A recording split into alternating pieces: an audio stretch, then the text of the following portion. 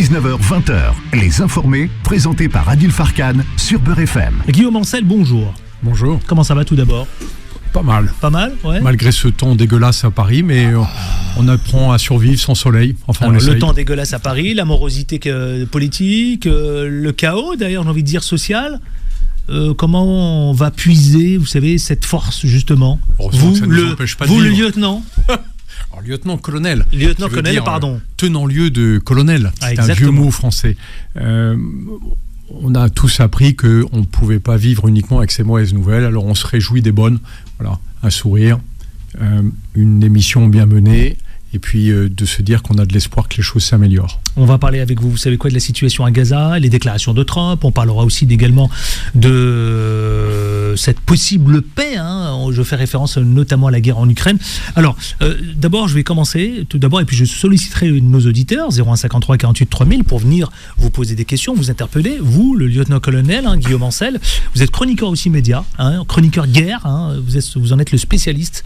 Tout d'abord, vous savez, je reviens sur cet ouvrage. Pour quelle raison Saint-Cyr à l'école de la Grande Muette, vous aviez envie de poser quelques éléments justement en ces temps un peu compliqués ? En fait, notre société connaît très très mal son armée. Et d'ailleurs, elle connaît quasiment plus rien de la guerre, puisque pendant 30 ans, elle a cru qu'elle était exemptée de guerre, que la guerre, c'était pour les autres, le plus loin possible. Et elle redécouvre, surtout avec la guerre en Ukraine, mais aussi la guerre au Moyen-Orient, que la guerre, ça concerne tout le monde. Et donc, moi, ce que je voudrais, c'est ça que je fais en tant que chroniqueur de guerre, c'est apporter un peu de culture militaire, juste que les gens comprennent de quoi on parle, alors qu'aujourd'hui, dans la société française, il y a moins de 3% de personnes qui ont une culture militaire. Voilà, c'est juste de leur apporter des clés de décryptage. Après, ils peuvent penser que c'est bien, que c'est mal, ça c'est leur sujet. Mais moi, je leur explique la différence entre une bombe d'une tonne et puis une frappe parfaitement ciblée. Juste pour qu'on arrête de prendre les vessies pour des lanternes. Guillaume Ancel, livre sur Saint-Cyr, je termine juste avec ça. Allez-y, je vous en prie. Le livre sur Saint-Cyr, c'est pour expliquer. Parce qu'il n'y a jamais eu de témoignage sur Saint-Cyr. En 2 siècles, ça fait 2 siècles que l'école existe, il n'y a jamais eu de témoignage de l'intérieur. Moi, j'ai fait Saint-Cyr il y a longtemps, il y a trop longtemps, il y a 40 ans. Mais ce qui se passe à Saint-Cyr n'a jamais réellement bougé. C'est comment on apprend à des officiers à faire la guerre et aussi à se taire. Et ça, pour moi, ça pose problème. Le fait que en France, parce que c'est très spécifique à la France, pas le cas dans les pays anglo-saxons, les anciens militaires, je ne parle pas de ceux qui sont en opération, tout le monde a une obligation de réserve ou de secret professionnel, mais pourquoi est-ce qu'ils ne s'expriment pas plus, qu'ils ne décryptent pas plus à la société ce qui se passe sous leurs yeux, alors que les gens, vous, nous, on a besoin de comprendre, on a besoin de savoir ce qui se déroule. Souvent on a des images horribles, mais on a du mal à comprendre ce qui se passe. Vous essayez de vulgariser. J'essaye surtout d'être pédagogique et d'éviter d'une part le côté hyper technique que peuvent avoir mes camarades militaires, on ne comprend rien de ce qu'ils racontent avec leurs sigles, ou alors, vous savez, de tous ces, je vais être cruel parce qu'il y en a des très sympathiques, mais tous ces professeurs de sciences politiques qui parlent de guerre mais qui ne l'ont jamais faite. Parlons justement de guerre. Vous savez, à peine justement élu, mais surtout à peine avec sa présence dans le bureau ovale à Washington, je fais référence au président Donald Trump, président des États-Unis d'Amérique, avec sa déclaration concernant la situation à Gaza. Il dit « Je m'engage d'ailleurs à acheter et à posséder Gaza ». Qu'est-ce qu'il veut essayer de nous faire passer comme élément de langage, Guillaume Ancel, lieutenant-colonel ? Franchement, je vais vous le dire, ça a secoué notamment beaucoup qui ne comprennent pas lorsqu'il était en pleine campagne, je vais essayer d'apporter la paix, et puis soudainement, je vais vider Gaza. Alors d'abord, ce qu'il faut bien avoir en tête, c'est que Donald Trump ne s'intéresse pas aux relations internationales. C'est un promoteur immobilier qui fait dans l'hôtellerie. Et donc lui, son sujet, c'est typique quand on parle de Gaza, on a l'impression que tout le sujet politique, social, politique, il s'en fout. Lui, ce qui l'intéresse, c'est de dire, est-ce que ce serait possible de faire un coup business sur la bande de Gaza ? La deuxième chose qui peut sembler paradoxale, c'est qu'en fait, Donald Trump, c'est un opposant à la guerre. Il l'a montré à plusieurs reprises lors de son premier mandat, et là, il fait exactement la même chose. Il veut que la guerre stoppe, non pas parce que c'est un partisan de la paix, et d'ailleurs, il a du mal à comprendre que ce n'est pas parce qu'une guerre s'arrête que la paix s'instaure. Mais parce que la guerre, et je reprends ces mots, c'est mauvais pour le business et c'est un bad business. Donc lui, son antienne, que ce soit d'ailleurs au Moyen-Orient comme en Ukraine, c'est qu'on stoppe la guerre, mais il faut bien avoir en tête qu'il ne réfléchit pas à la situation internationale. Il reformule ce que ses conseillers lui ont dit.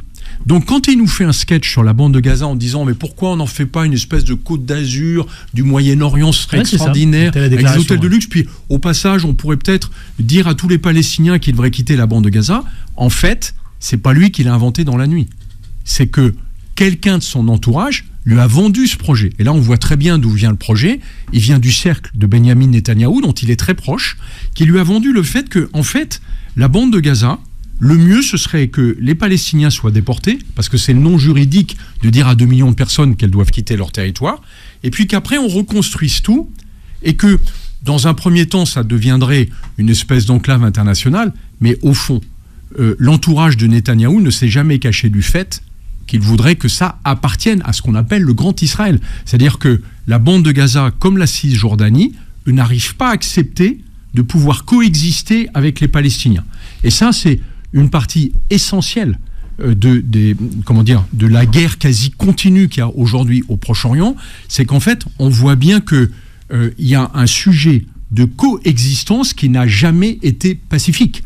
Et donc, l'idée de Netanyahou, qu'il a écrite dans son livre Bibi, My Story, il dit, moi je ne pense pas qu'on puisse en réalité vivre à côté des Palestiniens, le mieux serait qu'ils partent. Et c'est ça le plan qu'exprime Donald Trump. Est-ce qu'on n'est pas en train d'assister justement, vous l'avez dit, vous avez fait une déclaration dans un des autres médias, justement vous dites on est en train d'assister à une accélération des opérations à Gaza. Justement, parlons-en. Qu'est-ce que vous vouliez nous passer comme message, principal message, lorsqu'effectivement vous faites référence à cette accélération des opérations ?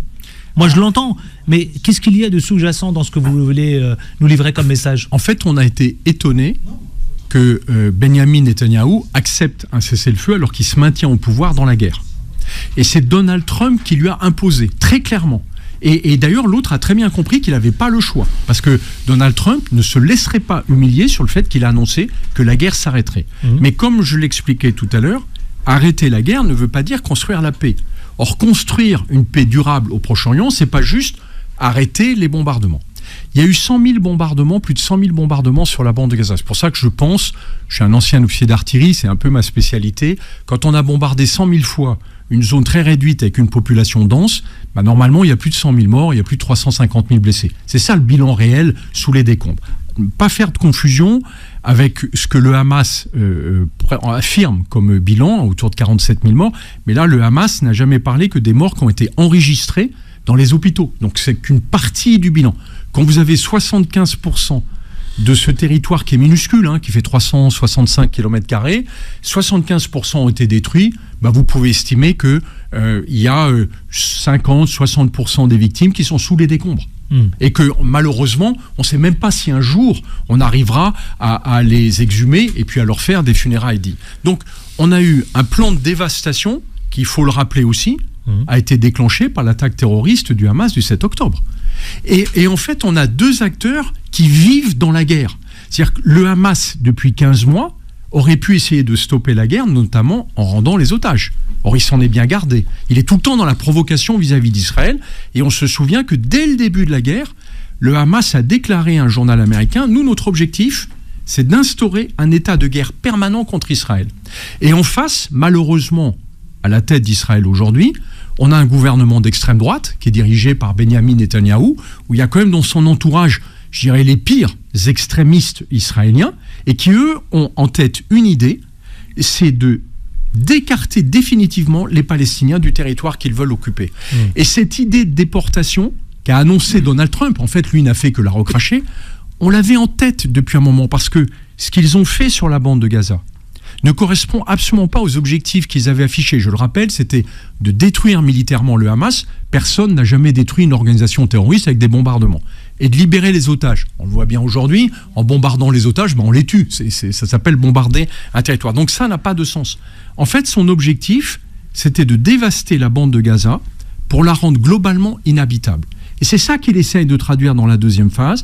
C'est dire, bon, maintenant, c'est plus qu'un champ de ruines. Vous avez vu les images de la bande de Gaza, c'est absolument hallucinant. Maintenant, les Palestiniens doivent partir, laisser cette place vide.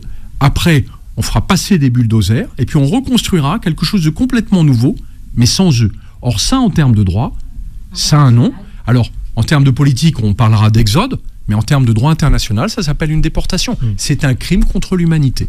Donc le fait que Trump habille en fait ce crime-là est très inquiétant parce qu'on se souvient de la même manière que Netanyahou est poursuivi pour crime de guerre et crime contre l'humanité. Donc on voit bien qu'il y a un déni du droit. Vous avez parlé d'à peu près 100 000 morts. D'ailleurs, vous le dites vous-même. Je reprends une de vos déclarations. Vous avez dit le bilan à Gaza est équivalent à la frappe d'Hiroshima. Guillaume Ancel. Non, elle est plus dure. Parce que la frappe d'Hiroshima, c'est à peu près 80 000 morts, mais ça a été fait en une seule fois. Mais ce qui est absolument hallucinant sur la bande de Gaza, c'est deux choses que là aussi vous allez trouver contradictoires, mais il faut bien les comprendre. Si on le compare à la puissance de frappe et au nombre de bombardements qui ont été menés par l'armée israélienne, il n'y a jamais eu d'intention génocidaire de la part des Israéliens. Sinon, il n'y aurait pas 100 000 morts, il y aurait 500 000 morts et 1,5 million blessés. Mais l'importance des bombardements, donc 100 000 bombardements, ça veut dire qu'ils ont voulu ravager systématiquement toutes les infrastructures qui permettent de vivre collectivement. Et je voudrais pointer quelque chose de très spécial, que j'ai pratiquement jamais vu, pourtant j'ai traversé 4 guerres. C'est quand on commence à bombarder des cimetières et des écoles. On ne peut pas faire croire que ce sont des centres de coordination ou des caches d'armes. Ça veut dire qu'on essaye d'effacer la civilisation qui a été là, comme si on voulait nier que cette terre avait appartenu à quelqu'un d'autre. Et ça, c'est extrêmement grave. Parce que là, on est bien dans un crime contre l'humanité, c'est-à-dire qu'on essaye de se débarrasser d'un peuple. Or, ce qui est dramatique, c'est qu'on voit que de l'autre côté, le Hamas a finalement exactement le même projet, de se débarrasser des Israéliens. Et c'est pas comme ça qu'on pourra vivre au Moyen-Orient. Je sais que ça choque les gens quand je dis ça, mais en fait, ils n'ont pas d'autre choix que de vivre ensemble.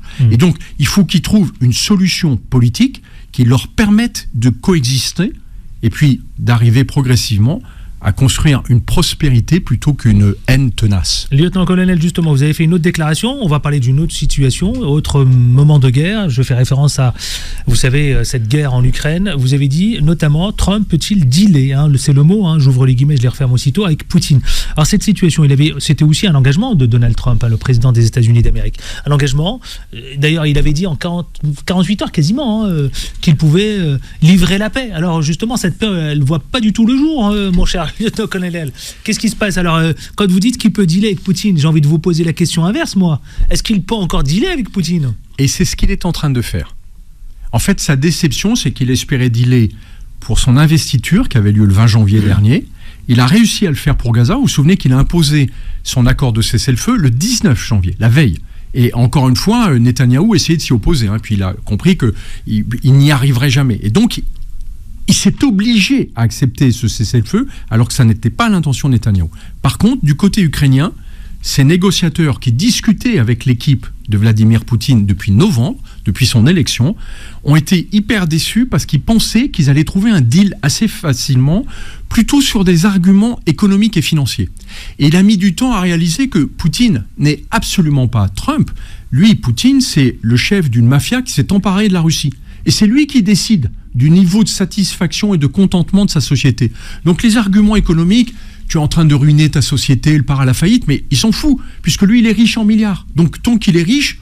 Alors la question, c'est est-ce qu'il peut dealer avec Poutine alors? Il peut dealer avec lui, parce qu'en fait, Poutine est dans une mauvaise situation. Contrairement aux apparences, son armée s'épuise très vite. Elle s'épuise moins vite que l'armée ukrainienne, mais il faut bien garder en tête que dans toute l'année 2024, l'armée russe n'a conquis que 0,6% du territoire ukrainien. Ça veut dire qu'à ce rythme-là, pour pouvoir vaincre l'Ukraine, il leur faudrait un siècle. Et c'est bien qu'il n'en a pas les moyens. Aujourd'hui, il consomme plus de matériel que son industrie peut en construire pour son armée. Donc Poutine veut quoi? Il veut un cessez-le-feu, mais lui, c'est un cessez-le-feu pour pouvoir reconstruire son armée pendant 2 ou 3 ans, avant probablement de reprendre ses guerres. Et il n'y a pas que l'Ukraine qui l'intéresse. Poutine l'a déjà dit. Les pays baltes, la Lituanie, la Lettonie, il estime qu'il y a des minorités russophones qui sont sous la pression de nazis. C'est exactement les termes qu'il avait employés en Ukraine. Donc, tant que Poutine sera au pouvoir, en fait, toute l'Europe sera menacée. C'est ça qu'il faut qu'on ait bien en tête. Et je pense... Donc la paix n'est pas d'actualité? Non, que Trump est sur le point de trouver un accord avec Poutine, mais sur d'autres arguments. En fait, Trump est prêt à lui concéder les 20% de territoire que la Russie a conquis par la brutalité, par la violence, par les armes en Ukraine. Et ce serait terrible pour le droit. Et en fait, au fond, c'est un résumé tragique de Donald Trump. C'est que c'est un homme pour qui le seul droit, c'est le droit du plus fort. C'est la fin de l'interview, hein, déjà, vous avez vu, hein, c'est fascinant, mais qu'est-ce que vous avez envie de livrer comme message à celles et ceux qui vous écoutent ? D'abord, je dirais que pour moi, c'est le plus important. On vit dans une collectivité dans laquelle on a la chance d'avoir des populations très différentes. Ce qui fait notre force, c'est de vivre ensemble. Notre faiblesse, c'est quand on écoute ceux qui nous expliquent que le danger, c'est les autres. Voilà. C'est d'abord de respecter les autres et d'arriver à vivre ensemble. Et la deuxième chose, c'est de se réjouir d'avoir cette diversité, parce que je crois que les Français l'ont perdu un peu de vue dans tous leurs débats. Aujourd'hui, si notre société vit bien, c'est grâce à la jeunesse qui est venue de pays étrangers. Et on devrait les remercier au lieu de les emmerder tous les 4 matins. Voilà ce que j'aimerais dire. Belle phrase. Merci, lieutenant-colonel Guillaume Ancel, chroniqueur média, mais également aussi avec son ouvrage. On va le rappeler d'ailleurs, celles et ceux qui nous écoutent, hein, Saint-Cyr, à l'école de la Grande Muette, justement, aux éditions Flammarion. 19h-20h, les informés, présentés par Adil Farkan sur Beurre FM.